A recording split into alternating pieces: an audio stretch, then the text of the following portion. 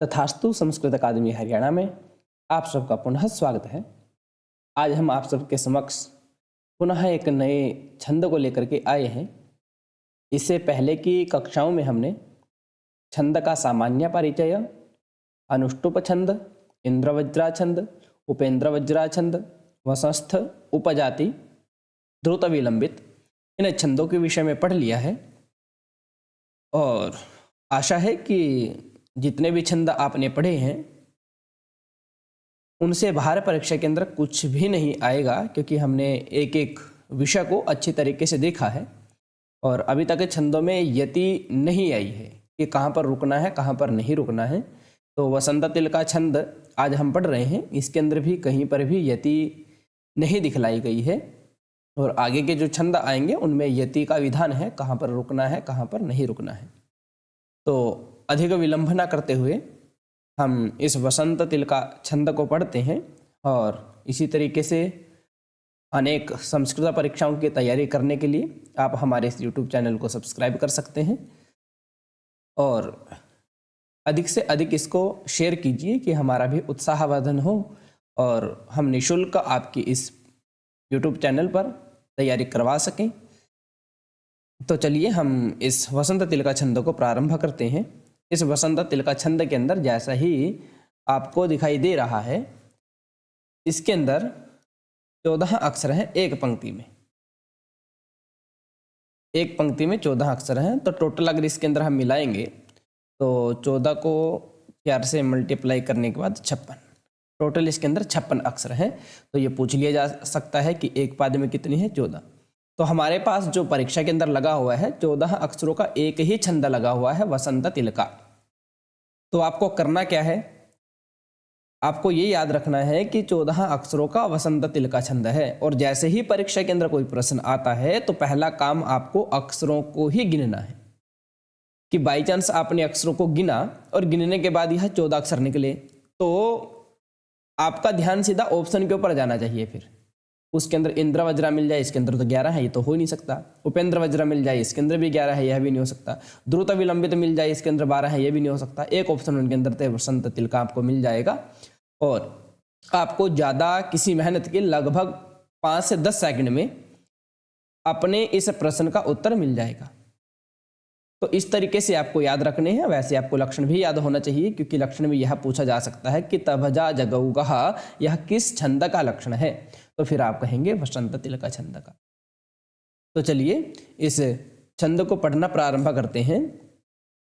उक्ता वसंत तिल का तभजा जगौगः, उक्ता वसंत तिल का तभजा जगौगः, उक्ता वसंत तिल का तभजा जगौगः, उक्ता वसंत तिल का तभजा जगौगः।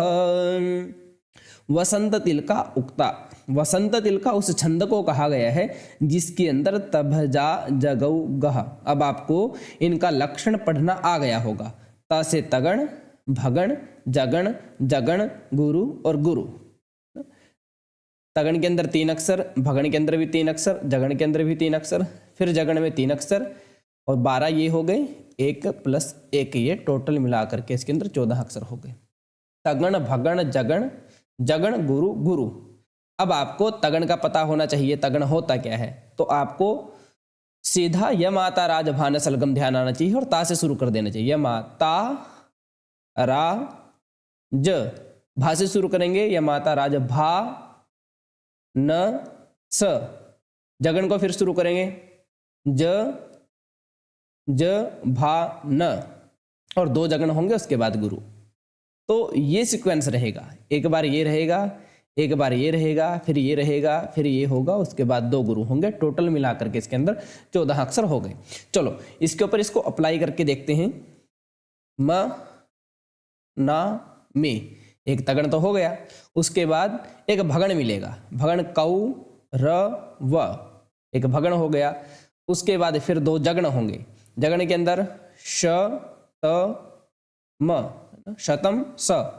उसके बाद फिर एक भगण होगा और अंत में 2 गुरु होंगे। तो ये तो अप्लाई हो रहा है। इसका अर्थ यह है कि यह वसंत तिल का छंद है। तो चलिए अब इस छंद का गायन हम करके देखते हैं, आपको स्पष्ट हो गया होगा। मथ्नामि कौरवशतं समरेण कोपात् दुःशासनस्य रुधिरं न पिबाम्युरस्तः सञ्चूर्णयामि गदया न सुयोधनोरु सन्धिं करोतु भवतां नृपतिः पणेन सन्धिं करोतु भवतां नृपतिः पणेन। यह गुणीभूत व्यंग्य के अंदर से काकुआ क्षिप्तम का उदाहरण है, यह आपको याद रखना है क्योंकि परीक्षा के अंदर पूछा जा सकता है। काकू के हिसाब से गुणीभूत व्यंग्य हो जाता है काकुआ क्षिप्तम, कि अगले वाला कहना कुछ चाह रहा है, जैसे मथना में कौरवशतम समरे न कोपात। भीम बोलता है कि क्या मैं 100 कौरवों को युद्ध के अंदर नहीं मथूंगा। कह तो वह यह रहा है कि नहीं मथूंगा, पर अर्थ क्या निकल रहा है कि अवश्य ही मथूंगा। कई बार हम बोल देते क्या मैं यह काम नहीं कर सकता, उसका अर्थ यह होता है कि मैं यह काम जरूर कर सकता हूं। तो ये काकवक्षिप्तम का उदाहरण है, यह भी याद रखना है। और उसके साथ साथ यह वसंत तिल का छंद का उदाहरण है, आपको यह भी याद रखना है। ऐसे ही हम और छंदों को एक बार गा करके देखते हैं। यहां पर देखिए, लंकेश्वरस्य भवने सुचिरम स्थितेति, इसके ऊपर भी जब हम देखेंगे तो पहले आएगा तगण, ये आ गया आपका तगण, यही था। उसके बाद भगण, ये आपका आ गया भगण। उसके बाद आएंगे 2 जगण, ये 2 जगण आ गए। उसके बाद 2 गुरु। तो यह 14 अक्षर इसके अंदर गिनोगे आप, आधे अक्षर को नहीं गिनना है। तो 14 अक्षरों का एक ही छंद हमारे पास लगा हुआ है, वह है वसंत तिल का छंद। तो इसको पारायण करके देखते हैं और इस उदाहरण के बारे में बताऊंगा, वेरी वेरी इंपॉर्टेंट है। लंकेश्वरस्य भवने सुचिरं स्थितेति रामेण लोक परिवाद भयाकुलेन निर्वासितां जनपदादपि गर्भगुर्वीं सीतां वनाय परिकर्षति लक्ष्मणोऽयं सीतां वनाय परिकर्षति लक्ष्मणोऽयं। एक उदाहरण हमारे पास ये लगा हुआ है, इस उदाहरण के बारे में आपको बताता हूँ। यह दीपक अलंकार का उदाहरण है।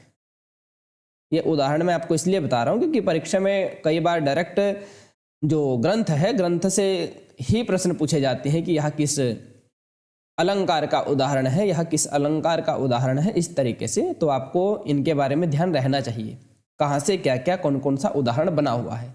तो हम छंद को पढ़ रहे हैं, तो उसके साथ एक और आपका बेनिफिट ये हो जाएगा, क्योंकि मैंने जितने भी उदाहरण इनके अंदर रखे हैं वो इस तरीके से उदाहरण रखे हैं कि आपको याद भी हो जाए और परीक्षा के अंदर आपको और जगह पर भी काम आए। तो यह दीपक अलंकार का उदाहरण है। दीपक अलंकार के बारे में कि बहुत सारे क्रियाएं हो रही हों और कर्ता एक हो, तो तब दीपक अलंकार होता है।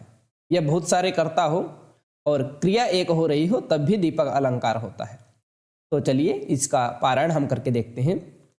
दूरं समागतवती त्वयि जीवनाथे भिन्ना मनोभवशरेण तपस्विनी सा उत्तिष्ठति स्वपिति वासगृहं विलोक्य, कहीं पर त्वदीय भी मिलता है।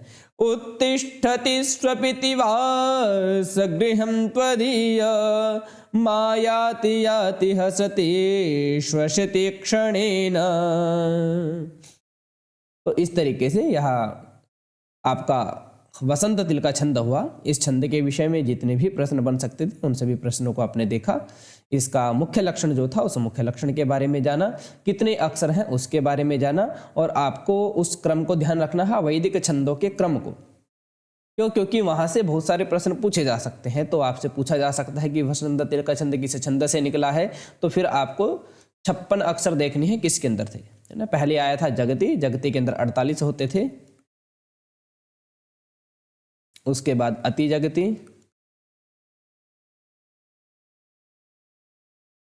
इसके अंदर 52 होते थे। तो ये काम आपका है कि 56 अक्षरों का कौन सा वैदिक छंद था, उसको आप कमेंट बॉक्स के अंदर डालिए कि 56 अक्षर का यह छंद था वैदिक छंद। इससे आपकी प्रैक्टिस भी हो जाएगी और जितने भी प्रश्नोत्तर माध्यम रहता है उससे बहुत लंबे टाइम तक प्रश्न हमारे बुद्धि पर रहते हैं। तो यह काम आपका है कि 56 अक्षरों का हमको ये बताना है कि कौन सा वैदिक छंद है जिससे वसंत तिल का छंद निकला है, क्योंकि अगली वीडियो में फिर नहीं तो मैं बताऊंगा। तो चलिए हम इस वीडियो को समाप्त करते हैं, पुनः मिलते हैं एक नए छंद के साथ और लगभग कुछ दिनों में ही हमारे ये छंद कंप्लीट हो जाएंगे कि आपके परीक्षा में कोई भी प्रश्न इस तरीके का ना रहे जो आप छंद से मिस कर दें। प्रत्येक प्रश्न का सरलता के साथ और बिल्कुल तीव्र गति के साथ आप आंसर दे पाएँ, इस हेतु से ही हमने इन कक्षाओं का प्रारंभ किया है और लगभग 5 से 6 छंद हमारे बचते हैं, उनका अध्ययन हम कर लेंगे। तो मिलते हैं एक नए छंद के साथ।